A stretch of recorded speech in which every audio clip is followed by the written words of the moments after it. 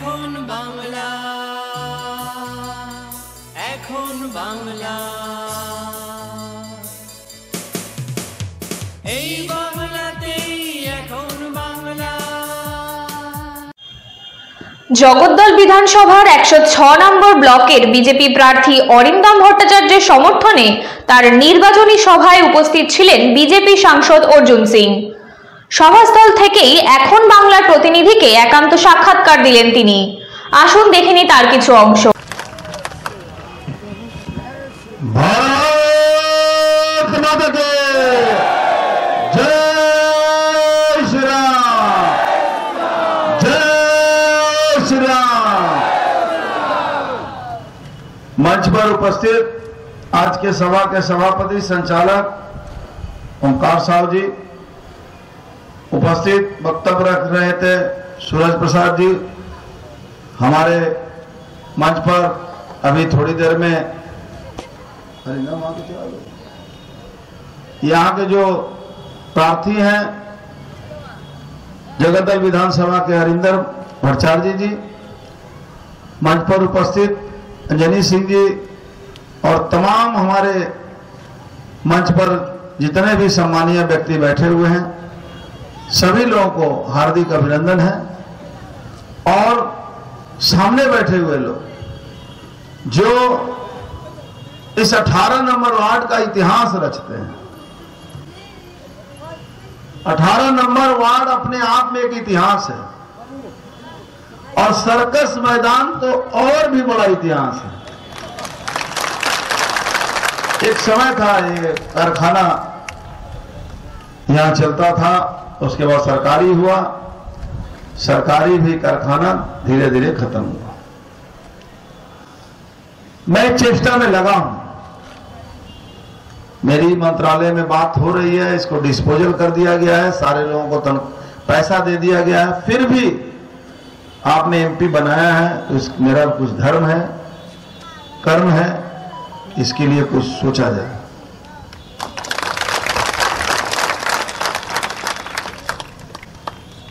मैंने कहा, प्रधानमंत्री जी से भी कहा हूं, हमारे अमित शाह जी से भी कहा हूं, स्मृति ईरानी जो कपड़ा मंत्री है उनसे भी कहा, और वो प्रोसेस भी तकरीबन बहुत जल्द ही खत्म होने वाला है। हमने एक प्रपोजल दिया कि भाई आप ऑक्शन कीजिए, और ऑक्शन में शर्त यही रहे कि जो इंडस्ट्री है उस तरह का ही इंडस्ट्री यहां चले, या उससे कुछ अच्छा इंडस्ट्री आए तो हमें कोई आपत्ति नहीं है, लेकिन इंडस्ट्री की जमीन नहीं बिकेगी, इंडस्ट्री यहां होना चाहिए ताकि हमारे जगद्दल के लोगों को, नौजवानों को रोजगार मिल सके। होगा, मुझे उम्मीद है। प्रधानमंत्री जी ने भी जो मैनिफेस्टो जारी किया बंगाल के लिए, उसमें आपने देखा होगा कि व्यापार उद्योग का एक बड़ा स्कोप तैयार किया गया है, और व्यापार और उद्योग यदि नहीं रहेंगे तो वो शहर, वो जगह कभी फलेगा फूलेगा नहीं। एक समय था 56,000 कल कारखाने बंद का नारा देकर तृणमूल कांग्रेस की सरकार बंगाल में आई थी। कई उदाहरण मेरे सामने हैं, गौरीपुर जूट मिल से लेकर, नदिया जूट मिल से लेकर, एलेक्जेंडा से लेकर कई कारखाने मेरे सामने उदाहरण है। गौरीपुर जूट मिल में ममता बनर्जी के मंच से मैं खड़ा होकर मुझसे बुलवाया गया था कि सरकार यदि आसे আমরা गौरीपुर जूट मिल के चालू करूं। 10 सालों में 8 साल मैं उस पार्टी में रहा।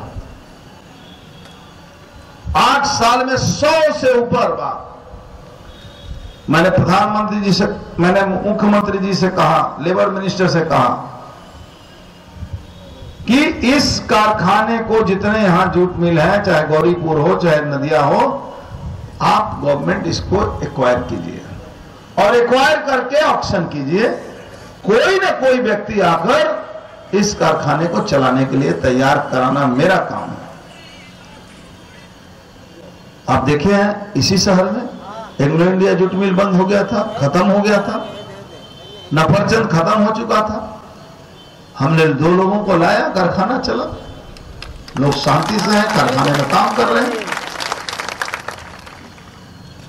इन 10 सालों में यहां बहुत सारे पढ़े लिखे नौजवान बैठे हुए हैं, हमारे जूट मिल के श्रमिक हैं। इन 10 सालों में आपने 1 मिनट के लिए भी देखा है कि ममता बनर्जी ने किसी इंडस्ट्री की भलाई के लिए, मजदूर की भलाई के लिए एक शब्द भी खर्च किया हो? एक शब्द भी खर्च किया हो? इन 10 सालों में आपको दिखाई नहीं।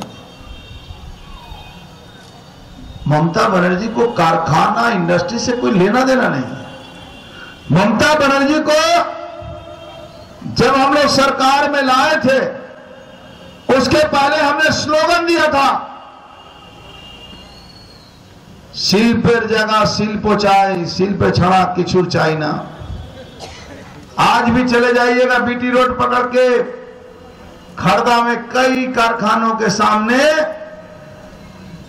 पोस्टर लगा हुआ है।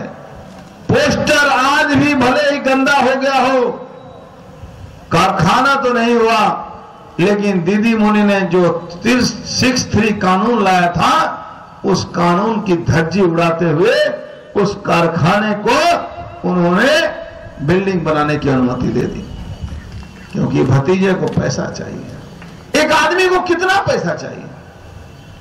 एक आदमी का पैसा का हवस कितना तेज चाहिए, आप सोच नहीं सकते हैं। इसमें एक बात हमारे पुराने लोग, बुजुर्ग लोग कहते थे कि जिसके पास पैसा ना हो, जिसके पास कुछ ना हो, अचानक उसको पैसा मिल जाए तो सबसे पहले जो होता है उसका दिमाग खराब हो जाता है, उसको हजम नहीं होता है। ममता बनर्जी के साथ, ममता बनर्जी के परिवार के लोगों के साथ यही हुआ। ममता बनर्जी के पार्टी के लोग कहते हैं, एक समय में मैं भी उस पार्टी में था, कि एकटाई पोस्ट आछे, बाद बाकी सब लैंप पोस्ट आछे।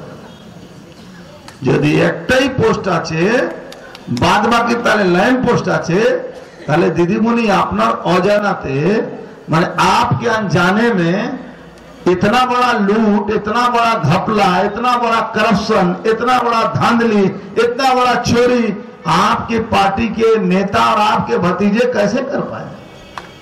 बिना आपकी जानकारी में, बिना आपके नॉलेज में।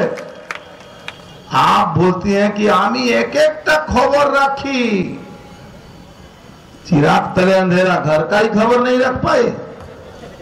अरे दीदी मुझे छोड़िए, घर का खबर नहीं रख पाए। पोस्टा में जो ब्रिज टूटा, आपने इंक्वायरी बैठाई, इंक्वायरी कमीशन का रिपोर्ट आया क्या? आपने कहा था, अभी 3 दिन पहले ममता बनर्जी ने एक बात कही है, 2 दिन हुआ, 3 दिन नहीं हुआ। আমি চিহ্নিত করে নিয়েছি যারা শীতলকুচিতে গুলি চালিয়েছে তাদেরকে জেলে ঢোকাবো। দিদিমণি ভুলে গেলে 21 जुलाई 13 जन की हत्या। आपने कहा था सरकार आने पर सबको जेल में डालूंगी।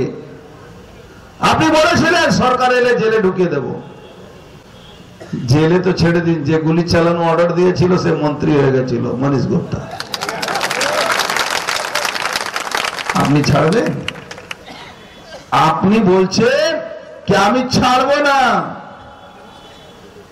दीदी मुनी अपना बात अपने भूल जाती है, सबसे बड़ा प्रॉब्लम है, थोड़ा दिमागी समस्या बढ़ गया। दीदी मुनी का क्या हाल है? नंदीग्राम में जिसने गोली चलाई, जब चुनाव लड़ने को हुआ, दीदी मुनी पहुंच गए 4-4 लाख रुपए का चेक लेके। ठीक है भाई, आप दिया, हमको कोई आपत्ति नहीं है, पब्लिक का पैसा है, लुटाओ। अपना घर का कोयला चोरी का पैसा तो आपने दिया नहीं, आपने तो सरकारी पैसा दिया।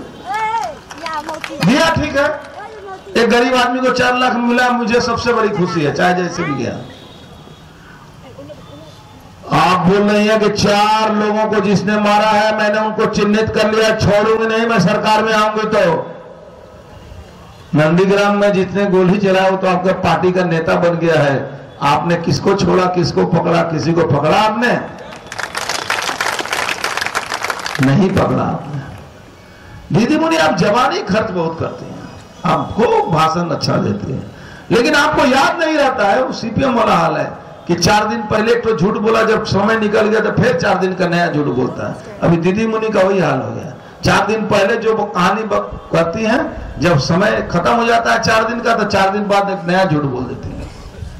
झूठ पर झूठ, झूठ पर झूठ, झूठ पर झूठ, झूठ पर झूठ। बंगाल में एक झूठ का साम्राज्य कायम किया गया। इसी बंगाल में भाटपड़ा भी पड़ता है। जब मैं शासन ममता बनर्जी के पार्टी को छोड़ा, ममता बनर्जी ने उस समय मुझे भी गद्दार कहा था और ये भी बोला था कि देखे न वो बैरकपुरे यदि ना हारे राजनीति छेड़े देवो। भाईपो की बोले छिलो 1,99,999 ভোট যদি হয় আমি राजनीति छेड़े देवो। दीदी मुनि ने 3 मीटिंग किया था पूरे बैरकपुर में। भतीजे ने 4 पद यात्रा किया था। बैरकपुर की जनता ने भारतीय जनता पार्टी को जिताया। भारतीय जनता पार्टी को जिताने के बाद दीदी मुनि आपने राजनीति भी नहीं छोड़ी, भतीजा राजनीति नहीं छोड़ा, मैं लेकिन राजनीति में हूं और आप ने झूठे मुकदमे का अंबार लगा दिया मेरे खिलाफ। दीदी मुनि, ममता दीदी, दीदी ओ दीदी, আপনি তো আমার উপরে কেস করলেন, আমি লড়ে নিলাম, আপনার পুলিশ আছে, कि दीदी भाबू तो 2 तारीख পরে পুলিশ থাকবে না। রাজনৈতিক লড়াই তো আপনি হেরে গেছেন, ব্যক্তি লড়াই আপনি আমার সঙ্গে করলেন। ব্যক্তি লড়াইতে আমি এখনো জিতে আছি। আপনি জিততে পারবেন তো? আপনার ভাইপো জিততে পারবে তো? পারবে না। কেন? আপনার সঙ্গে তখন পুলিশ থাকবে না। पुलिस और गुंडों की गजब का एक समीकरण बंगाल में बनाया ममता बनर्जी ने। इसके लिए ममता बनर्जी को सही में एक कमल फूल तोहफा में दूंगा। मैं जिस दिन सरकार से उतर जाएंगे तो उनसे उनको एक कमल फूल का तोहफा मैं जरूर दूंगा। पूछूंगा, दीदी ये आपने कहां से सीखा? पुलिस और गुंडा एक साथ। जे पुलिस वालों को देखकर गुंडा भागे फिरते रहते थे, अब पुलिस वाले उसको सर बोलते हैं। यह तो चोर था का मोमिनपड़ा में, चोर है अभी भी बचा हुआ है, पता नहीं कब तक बचेगा। उसको वो लोग सर बोलते थे, पुलिस वाले सर। क्या काम था? हीरोइन बेचता था। वो यहाँ का जो कैंडिडेट खड़ा है, जो तृणमूल का, वो मिलकर रामस्वरूप उत्पादक कारखाना ही बेच दिया और अजय ठाकुर, तीनों मिलकर बेच दिया। पूरा गोरा से सारा लोहा काट के भेज दिया। पुलिस वाला खड़ा होकर पहरा देता सारे लोगों के आंख के सामने। पूरे शहर के लोग देख रहे थे। क्या दुर्भाग्य है तृणमूल कांग्रेस का। एक समय मैं भी तृणमूल कांग्रेस किया हूं। कभी कभी तो मैं सोचता हूं कि अपने आप में मुझे ग्लानि होती है, शर्म महसूस होता है कि मैं वही तृणमूल कांग्रेस करता था। आज जिसकी पार्टी में कैंडिडेट नहीं मिल रहा। बीजपुर में आइए, बीजपुर से दिखाता हूं आपको।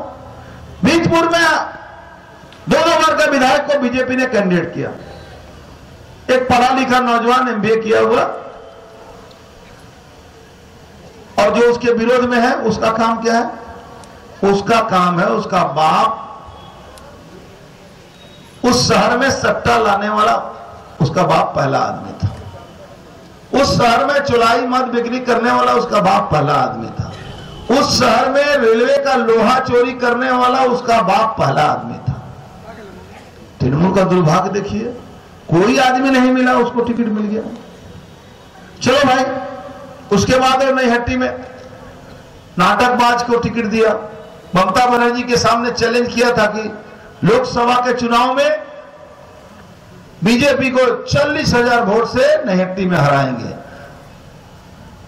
बीच में हल्ला हुआ कि नईहट्टी से टिकट नहीं मिला, ममता बनर्जी का पीके टिकट नहीं दे रहा है। बाद में सुने पैसा देके मैनेज हो गया। मुझे कोई आपत्ति नहीं है, भाटपाड़ा में आइए। भाटपाड़ा में किसको टिकट मिला? 2019 में आपने पवन सिंह को जिताया। इतना गंडगोल, 2 बजे के बाद कहीं चुनाव नहीं हुआ, मारा मारी, खूना खूनी, पुलिस गुंडा सब मिलके। उसके बाद कैंडिडेट खोजते हैं, एक भी आदमी नहीं मिला। खोजते खोजते एक आदमी को ले आए जिसकी डिग्री है LLPP, लिख लोड़ा पढ़ पत्थर। सही करने के लिए आदमी रखा है, अपना सही, अपना नाम लिखने के लिए आदमी रखा है। वो भाटपाड़ा का कैंडिडेट। बहुत सारे काउंसिलर जो उसके पार्टी में है, पढ़े लिखे थोड़ा है, मास्टरी स्टडी ट्यूशन करते थे, दे देते, कोई आपत्ति नहीं। अरे थोड़ा लड़ाई होनी चाहिए। अभी एक पोस्टर देख रहा हूं, क्या भाटपाड़ा में शरीफ आदमी चाहिए, भाटपाड़ा में शरीफ आदमी चाहिए। हम तो बड़ा ताज्जुब हुए, किसके लिए है भाई? तृणमूल ने पोस्टर लगाया बीजेपी के लिए ना अपने पार्टी के लिए? ये तो पूछना होगा यहाँ की जनता से कि भाटपाड़ा में शरीफ आदमी कौन है। तो तृणमूल का हालत ये जगह पर पहुंच गया है। उसके बाद चले गए जगदल मारिंदम, लॉयर, सुप्रीम कोर्ट में प्रैक्टिस करता है, खानदानी आदमी है, बाप माँ किसी का भी नाम पूछेगा, 35 नंबर वार्ड में रहता है, सब बता देगा, सब बता देगा। और उसके खिलाफ में कौन खड़ा है देखिए, कौन खड़ा है देखिए, लोहा चोर। पता कीजिए बाप का नाम क्या है, खोजते रह जाइएगा, नहीं पाइएगा, ढूंढते रह जाओगे, नहीं पाओगे।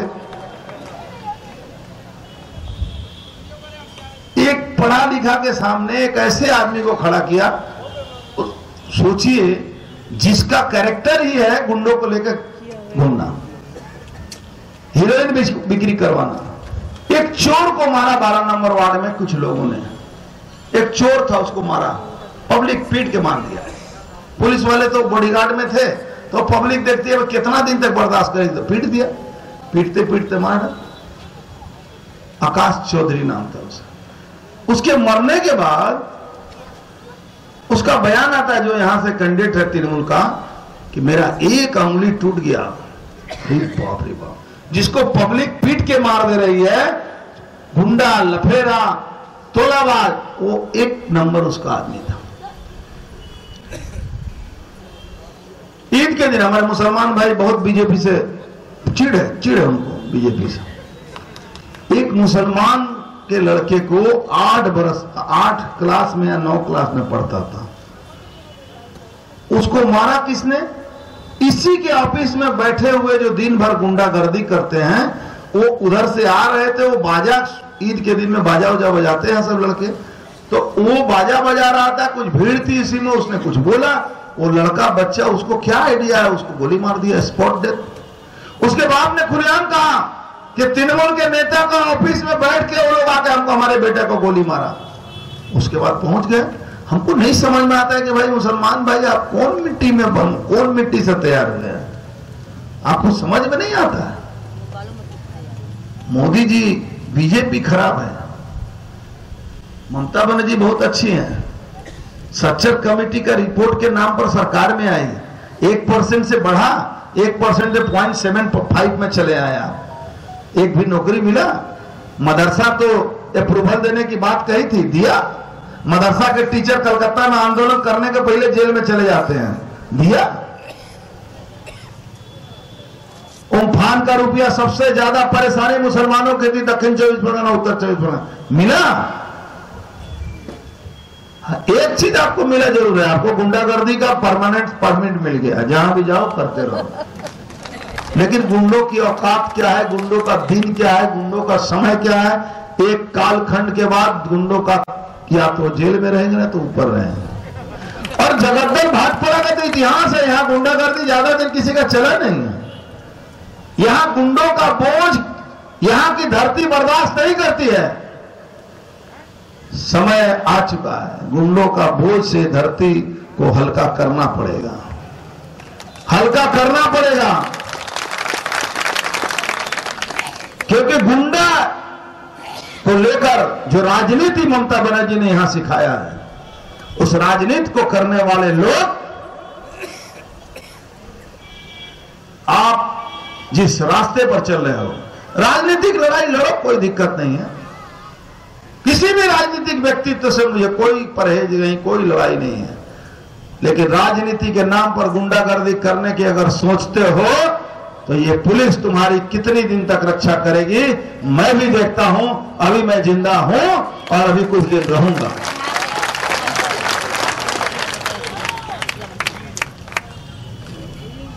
आने वाला दिन बंगाल के लिए एक सुनहरा दिन है। 5.5 लाख वैकेंसी पड़ी हुई है, सरकारी वैकेंसी।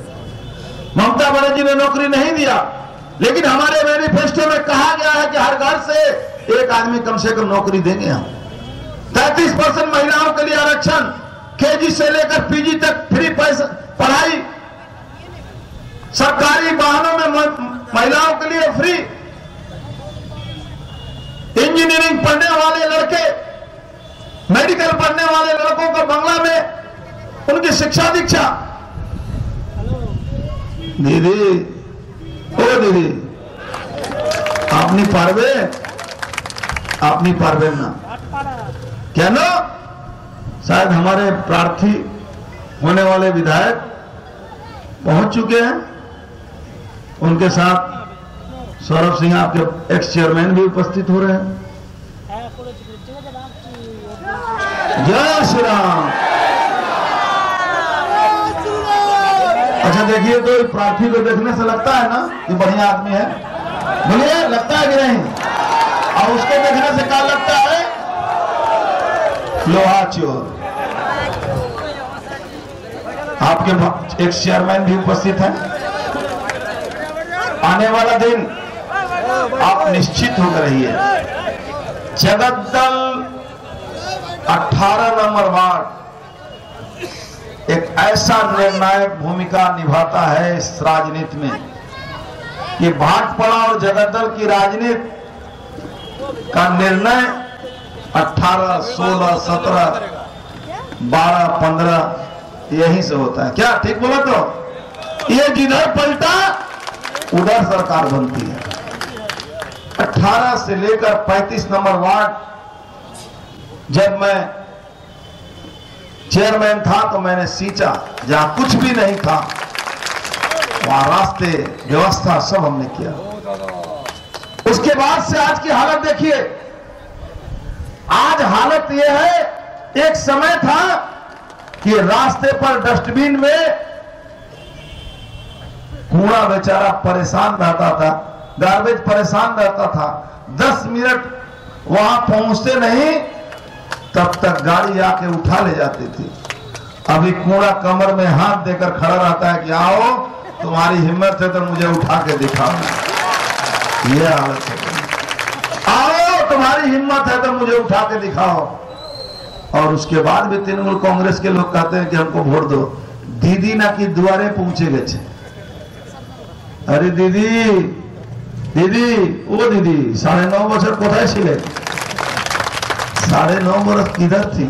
5 महीना में सब ठीक कर दी। 5 महीना में जब सब ठीक कर दी तो व्हील चेयर पर क्यों आ गई? खड़ी होकर ठीक करती। अब सिंपैथी लेने का नाटक चल रहा है। सिंपैथी लेने का नाटक चल रहा है, लेकिन बंगाल की जनता सिंपैथी के मूड में नहीं है। बंगाल की जनता परिवर्तन के मूड में है। बंगाल की जनता परिवर्तन लाना चाहती है। मोदी जी के नेतृत्व में सोनार बांग्ला की तैयारी हो रही है। लोग खुशियां मना रहे हैं।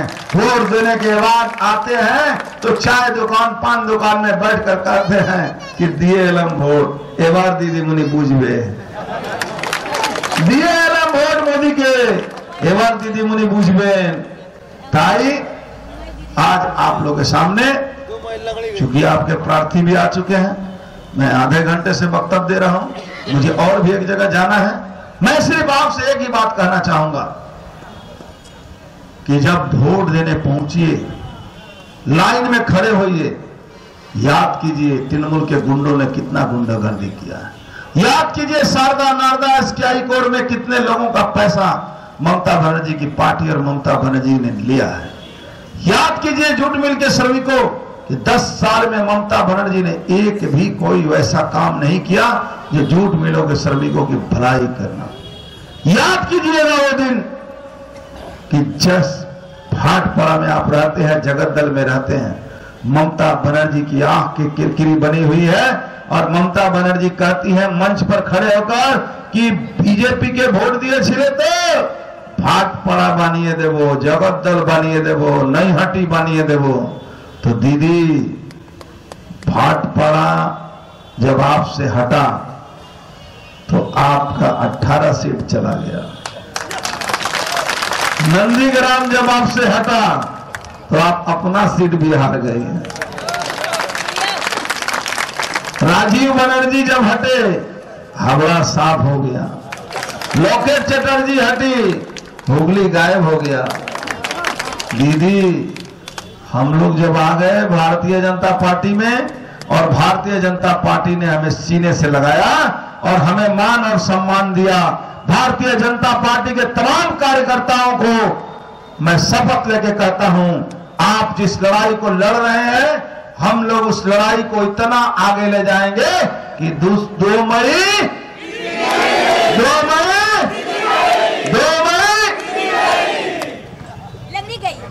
व्हीलचेयर लास्ट चुनाव 8वां फेज के बाद देखिएगा शाम को दीदी व्हीलचेयर से खड़ी हो गई बिना प्लास्टर कटाए हुए।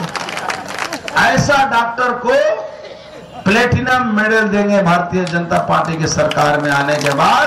एक दिन में प्लास्टर, दूसरा दिन प्लास्टर कटाई, पैर में चोट लगने के लिए एमआरआई, पैर में चोट लगने के लिए सीटी स्कैन। आज तक हमने नहीं सुना था कि पैर में चोट लगने से एमआरआई करना पड़ता है। क्या किस जगह पर हम दीदी निश्चित रूप से 2 मई के पहले भतीजे को गोदी में लेगी और सीधे लंदन या थाईलैंड उठ के चले जाएंगे। आप जो तृणमूल वाले सोच रहे हो ना कि दीदी आपको लेकर आंदोलन करेगी उसके बाद कुछ नहीं करेगी, अरे ये पार्टी ही खत्म हो जाएगी जी। ताश की पत्ता की तरह ये पार्टी खत्म हो जाएगी। भाटपाड़ा जगतदल का तो फैसला कल ही हो गया, जय श्री राम ने कर दिया। देखा ना आपने क्या सैलाब था। अरे कल तो विजय जुलूस निकल चुका है। भाटपाड़ा जगतदल में विजय जुलूस कल निकल चुका है। अरे तृणमूल के लोगों, आंख में अगर पट्टी है तो खोल के देखो, तुम्हारा तो जनाजा भी निकल चुका है और तुम्हारा अर्थ भी निकल चुका है। आज तुम्हारे साथ कोई नहीं है। भारतीय जनता पार्टी का जब चुनाव चिन्ह है कमल छाप है, जगतदल में 1 नंबर है ना, 1 नंबर पर जब बटन दबाइएगा देखिएगा ऐसा आदमी एक वहां बैठा हुआ है। कमल छाप में आपको दिखाई देगा, कौन जानते हैं? साक्षात मोदी जी।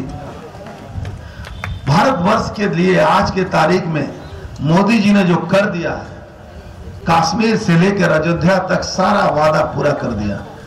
कभी सोचा था हमने कि अयोध्या में राम मंदिर बना पाएंगे? कभी सोचा था कि 370 धारा बातिल होगा? कभी सोचा था कि कश्मीर में हमारी आजादी आएगी?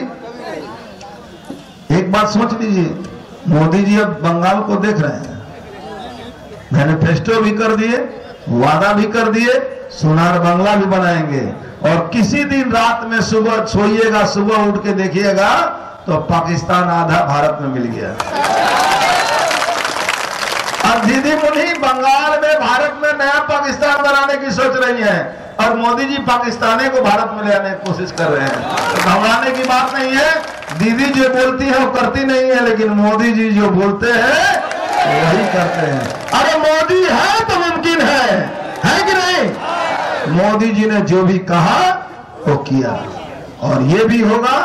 निश्चित रहिए, निश्चिंत रहिए, भारतीय जनता पार्टी की सरकार पश्चिम बंगाल में बन रही है। 2 मई जय श्री राम, जय श्री राम, भारत माता की, भारत माता की।